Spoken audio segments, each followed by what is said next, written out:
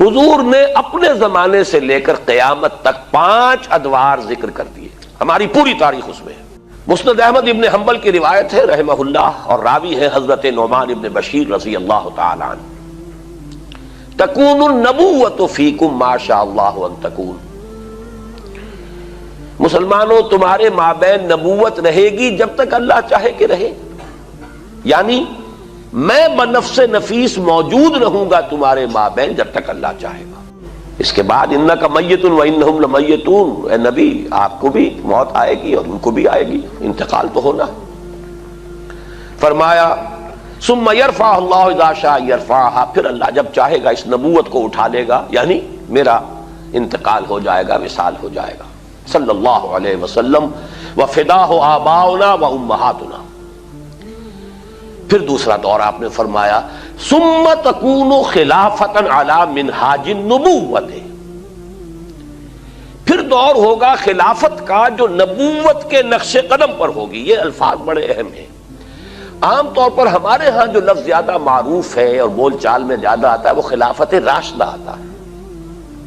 اس سے اچھی طرح نوٹ کر لیجئے یہ اصطلاح حدیث میں نہیں آئی ہے، خلفائے راشدین کا لفظ آیا ہے، علیکم بسنتی و سنت الخلفاء الراشدین المہدیین، اے مسلمانوں تم پر لازم ہے کہ میری سنت کا اتباع کرو اور میرے خلفائے راشدین المہدیین کی سنت کا اتباع کرو، لازم ہے تم پر۔ لیکن خلافت کے ساتھ جو صفت آئی ہے وہ یہاں نوٹ کیجئے، یہ عام نہیں ہے، اس کو اب ہم عام کر رہے ہیں اپنی مطبوعات کے ذریعے سے۔ خلافت علی منہاج النبوہ، منہاج منہج راستہ طریقہ، بعین ہی نبوت کے نقش قدم پر خلافت۔ یہ بعین ہی کا لفظ اس قدر زور دے کر میں نے کیوں ادا کیا ہے اس کو سمجھ لیجئے۔ خلافت راشدہ میں وہ نظام جو محمد عربی صلی اللہ علیہ وسلم نے بنفس نفیس قائم کیا، بعین ہی بتمام ہی بکمال ہی جو کا تو قائم رہا ہے۔ اس میں ایک مثال آپ کو دے دیتا ہوں کہ جب حضرت ابو بکر رضی اللہ تعالیٰ عنہ کے عہد خلافت میں مانعین زکوٰۃ کا فتنہ اٹھا، حضرت عمر جیسے شخص نے بھی رضی اللہ تعالیٰ عنہ مصلحت اندیشی کا مشورہ دیا کہ حالات کو دیکھیے، 2 محاذ پہلے کھلے ہوئے ہیں، آپ نے جیش اسامہ بھی بھیج دیا، اس لیے کہ حضور نے تیار کیا تھا۔ حضرت ابو بکر نے فرمایا کیسے ممکن ہے جو جیش اور جس کا علم دیا ہو حضور نے اپنے دست مبارک سے، میں اسے روک دوں؟ پھر جو جھوٹی نبوتوں کے دعوے دار کھڑے ہو گئے ان سے تو ہمیں لڑنا ہی ہے، ہر صورت لڑنا ہے، ان کا کفر تو بالکل واضح ہے ازہر من الشمس سے۔ تو 2 محاذ کھلے ہوئے ہیں، مسلمانوں کے دل زخمی ہیں، مورال جو ہے پست ہے حضور کے انتقال کی وجہ سے۔ اب تیسرا محاذ نہ کھولیے، رعایت کیجئے، انہوں نے اسلام کا انکار نہیں کیا، کسی جھوٹی نبوت کا اقرار نہیں کیا، نماز کو بھی مان رہے ہیں، زکوٰۃ میں بھی یہ نہیں کہہ رہے کہ زکوٰۃ نہیں دیں گے، صرف یہ کہہ رہے ہیں کہ ہم حکومت کو نہیں دیں گے، اپنے طور پر دیں گے، خرچ کریں گے۔ تو ذرا لینینسی برتیے، مصلحت کو دیکھیے، تیسرا محاذ نہ کھولیے۔ اس پر جو حضرت عمر رضی اللہ تعالیٰ عنہ کا ریئیکشن تھا، ایک تو ڈانٹ پلائی حضرت عمر کو، اور یہ مقام ہے ابو بکر کا کہ عمر کو ڈانٹ پلا سکتے تھے، صرف وہی پلا سکتے تھے صحابہ میں، اور کسی کا یہ مقام نہیں۔ اے عمر تم جاہلیت میں تو بڑے سخت تھے، کیا ہو گیا تمہیں؟ اسلام میں اتنے نرم ہو گئے، اتنی کمزوری کا مظاہرہ کر رہے ہو۔ دوسری بات فرمائی، اور یہ ہے اصل جس کے لیے میں عرض کر رہا ہوں، ایبدل الدین وانا حی، کیا دین میں ترمیم کی جائے گی جبکہ میں ابھی زندہ ہوں؟ میرے جیتے جی دین میں ترمیم نہیں ہو سکتی۔ کس حد تک کہا ہے کہ خدا کی قسم حضور کے زمانے میں اگر یہ زکوٰۃ کے اونٹوں کے ساتھ ان کو باندھنے کی رسیاں بھی دیتے تھے، اگر یہ کہیں گے کہ اونٹ لے جاؤ رسی نہیں دیں گے تب بھی میں جنگ کروں گا۔ تو حضرت ابو بکر کی آپ دیکھیے فصاحت اور بلاغت کی بھی انتہا ہے، اس سے زیادہ تاکید کا کوئی اسلوب ہو نہیں سکتا تھا کہ اگر صرف رسی دینے سے انکار کریں گے، اب آپ بتائیے کہاں اونٹ کی قیمت، کہاں اس رسی کی قیمت؟ اتنی ترمیم بھی مجھے گوارا نہیں ہے، اور خدا کی قسم اگر کوئی اور میرے ساتھ نہیں چاہے گا میں تنہا تنہا جاؤں گا اور جنگ کروں گا۔ بہرحال میں نے یہ وضاحت کی کس لیے کہ خلافت علی منہاج النبوہ، جو کا تو خلافت کا نظام ہے کہ جو قائم رہا، جسے ہم عرف عام میں خلافت راشدہ کہتے ہیں، حدیث کی اصطلاح میں خلافہ علی منہاج النبوہ، یہ نظام دوسرا تھا۔ حضور نے فرمایا یہ بھی رہے گا جب تک اللہ چاہے گا، پھر یہ بھی ختم ہو جائے گا۔ ثم یرفع اللہ اذا شاء یرفع، پھر اسے بھی اللہ اٹھا لے گا۔ اس کے بعد آیا تیسرا دور۔ حضور کے الفاظ کیا ہے؟ ثم تکون ملکا عاضا، پھر ایک دور آئے گا ملوکیت کا، اور اس کا وصف ہوگا کاٹ کھانے والی ملوکیت۔ عض یعض یوم یعض الظالم علی یدیہ، قیامت کے دن جو ہے ظالم اور کافر جو ہے اپنی مایوسی میں حسرت کے ساتھ اپنے ہاتھوں کو کاٹ رہے ہوں گے، ہائے ہماری شامت، ہم کس راستے پر چلتے رہے کہ آج اس انجام سے دو چار ہونا پڑا۔ عض یعض، کاٹنا، دانتوں سے کاٹنا۔ کٹکھنی ملوکیت کا دور آئے گا، فتکون ما شاء اللہ ان تکون، پھر وہ بھی رہے گی جب تک کہ اللہ چاہے گا کہ رہے۔ ثم یرفع اللہ اذا شاء یرفع، پھر اللہ تعالیٰ جب چاہے گا اسے بھی اٹھا لے گا۔ اس سے مراد کیا ہے؟ خلافت راشدہ یا خلافت علی منہاج النبوہ کے بعد جس نظام کو عرف عام میں خلافت کہا جاتا ہے، حدیث نبوی نے اسے ملوکیت سے تعبیر کیا۔ خلافت تو ایک معنی میں ہم اس کو کہہ سکتے ہیں، یہ بھی میں کل اس نقطے پہ مزید گفتگو کروں گا جب خلافت کی حقیقت، اس کے شرائط بیان کروں گا، اس لیے کہ کتاب و سنت کی ٹوٹل بالادستی وہاں موجود تھی۔ خلافت بنو امیہ میں بھی تھی، خلافت بنو عباس میں بھی تھی، خلافت عثمانیہ میں بھی رہی ہے، لیکن یہ ہے کہ وہ نظام جو ہے دولت کی تقسیم کا نظام بدل گیا، اور یہ در حقیقت ملوکیت یوں سمجھیے کہ دور بنو امیہ جو ہے 90 برس ہے اس کے، یہ ٹرانزیشن کا ایک پیریڈ ہے، عبوری دور ہے۔ خلافت علی منہاج النبوہ سے ملوکیت تک پہنچتے پہنچتے ایک دن میں تو بات نہیں ہو گئی تھی نا۔ دور بنو امیہ جو ہے ٹرانزیٹری پیریڈ ہے، اصل ملوکیت جا کر جو جمی ہے وہ دور بنو عباس ہے، جب محل بنے اور ٹھاٹھ جمے، وہ دور در حقیقت، ورنہ اس سے پہلے عربی حضارت اور بدویت جو ہے دور بنو امیہ میں برقرار تھی۔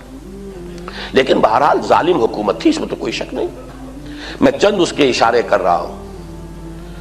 جو کچھ ہوا حسین ابن علی رضی اللہ تعالی عنہما کے ساتھ کربلا میں، اور یہ تو چونکہ ان کا ذکر جو ہے بہت زیادہ ہوتا ہے، ہر سال جو ہے خاص اہتمام سے ہوتا ہے، اس لیے بچہ بچہ واقف ہے۔ وہی کچھ ہوا حضرت عبداللہ ابن زبیر کے ساتھ مکہ مکرمہ میں، عین مکہ مکرمہ میں ذبح کیے گئے ہیں، حرمت حرم مکی کو بٹا لگا ہے۔ پھر واقعہ ہررا ہوا ہے، 3 دن تک مدینے کو لوٹ مار کیا گیا، اور مدینے کے اندر خواتین کی بے حرمتی ہوئی، واقعہ ہررا۔ حرم نبوی جو ہے اس کی بے حرمتی ہوئی۔ پھر حجاج ابن یوسف کے ہاتھوں سینکڑوں تابعی شہید کیے گئے۔ تو تاریخ کے حقائق ہیں، اور میرے لیے اس سے بھی کہیں زیادہ دردناک اور تاریخ کے اعتبار سے کہیں زیادہ فیصلہ کن ظلم جو تھا، محمد ابن قاسم کو بلا کر شہید کر دیا۔ وہ نوجوان، ٹین ایجر نوجوان جو آیا تھا، فاتح تھا، اور اتنا نیک، اتنا پارسا، ہندوؤں نے اپنے ذہن کے مطابق اسے اوتار کا درجہ دیا۔ وہ تو اپنے ذہن سے سوچیں گے نا، مورتیاں بنا کر مندروں میں رکھ دی گئیں جن کو پوجا جا رہا تھا۔ ایسا نیک، اتنا صالح، اتنا پارسا، ایسا متقی، ایسا عادل حکمران، اگر کہیں انہیں موقع مل گیا ہوتا تو اسی وقت ہندوستان پورا فتح ہو جاتا۔ لیکن ملوکیت کو سب سے بڑا خطرہ لاحق ہو جاتا ہے اگر کوئی شخص اتنا پاپولر ہو گیا تو ہمیں خطرہ ہے، ہمارے اقتدار کو خطرہ ہے۔ وہاں تو سوچنے کا انداز یہ ہوگا کیا جرم تھا محمد ابن قاسم کا؟ تاریخ خاموش ہے، بے گناہ بلایا گیا، شہید کر دیا۔ یہی ہوا بعینہ ہی موسیٰ ابن نصیر کے ساتھ رحمت اللہ علیہ، جس نے کہ شمالی افریقہ کا اکثر و بیشتر حصہ فتح کیا تھا، اور اس کے ایک ادنا کمانڈر تھے طارق ابن زیاد، طارق جو بر کنارہ اندلس سفینہ سوخت، جس نے پورا جو ہے آئیبیرین پیننسولا فتح کیا ہے۔ موسیٰ ابن نصیر کو بھی بلا کر جان بخشی کر دی گئی. بوڑھے تھے بہت، ورنہ یہ کہ اتنا ذلیل کیا گیا ہے، تیز دھوپ میں کھڑا رکھا گیا ہے، بے ہوش ہو کر نیچے گرے. خطرہ دونوں سے ایک ہی بات کا تھا کہ ہماری بادشاہت کو ان افراد کی یہ پاپولیرٹی جو ہے اس سے خطرہ لاحق ہو گیا. یہ ہے وہ، ابھی تو یہ دور میں ابھی بنو امیہ کی بات کر رہا ہوں ساری، پھر جو بھی ٹھاٹھ جمے ہیں اور جو عیش ہوئے ہیں، اور کوہ قاف کا سارا نسوانی حسن جو ہے جو بغداد کے محلوں میں آیا ہے، پھر رقص و سرود جو بھی ہوا ہے سب کچھ سب کو معلوم ہے. الف لیلہ جو ہے بغداد کی 1000 راتیں جو ہے، یہ ساری کی ساری داستانیں ذہن میں رکھ لیجئے. یہ ہے بہرحال تیسرا دور. چوتھا دور آپ نے فرمایا ثم تکون ملکا جبریا، پھر ایک اور ملوکیت آئے گی اور وہ ہوگی مجبوری والی ملوکیت. چونکہ ہمارے پاس کوئی گواہی موجود نہیں ہے کہ اس کا فرق حضور سے پوچھا گیا ہو کہ حضور یہ دونوں ملوکیتوں کا کیا فرق ہے. ملوکیت کاٹ کھانے والی ملوکیت، اور پھر چوتھا دور ہے ملوکیت جبری ملوکیت. تو آپ نے کیا جواب دیا؟ کوئی ریکارڈ نہیں ہے، نہیں معلوم اس وقت کیا سمجھا گیا. آج ہمارے سامنے روز روشن کی طرح واضح کہ اس سے مراد کیا ہے. پہلا ملوکیت کا دور وہ تھا کہ ملوک مسلمان تو تھے، کلمہ گو تو تھے.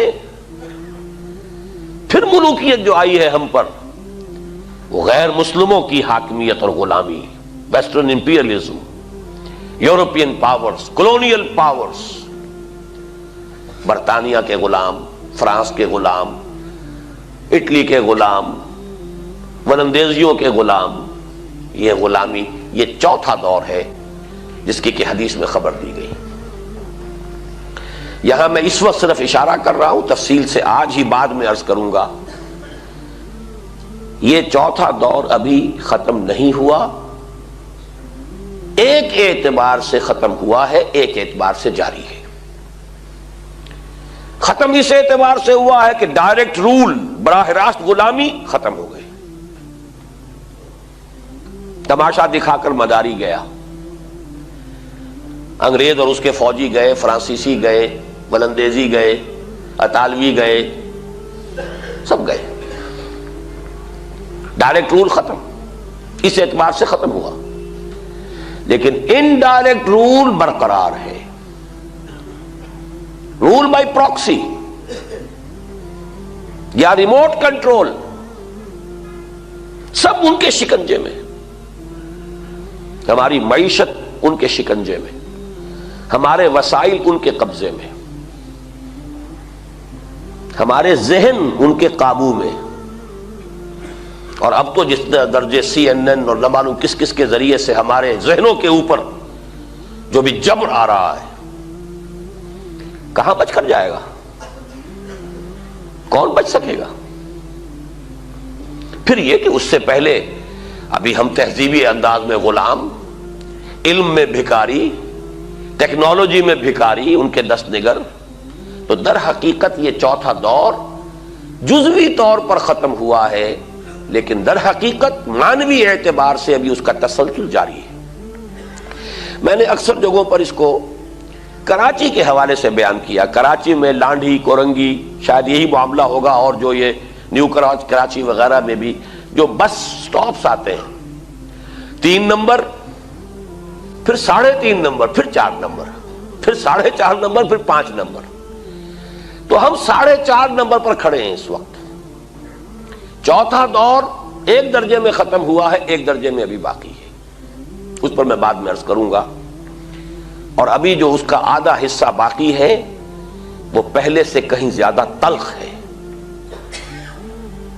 اس کے شدائد اور مصائب پہلے سے کہیں بڑھ کر ہوں گے. لیکن وہ میری گفتگو میں بعد میں آئے گی بات. اب آئے ہم آخری دور پر. حضور نے فرمایا بہرحال اس کو بھی ختم ہونا ہے. ثم یرفعہ اللہ اذا شاء یرفع، پھر اس دور کو بھی اللہ اٹھا لے گا جب چاہے گا کہ اٹھا لے. ثم تکون خلافۃ علی منہاج النبوہ، پھر دور آئے گا خلافت علی منہاج النبوہ کا. یہ ہے وہ نوید جاں فضا، یہ ہے وہ خوشخبری موجودہ مایوس کن حالات میں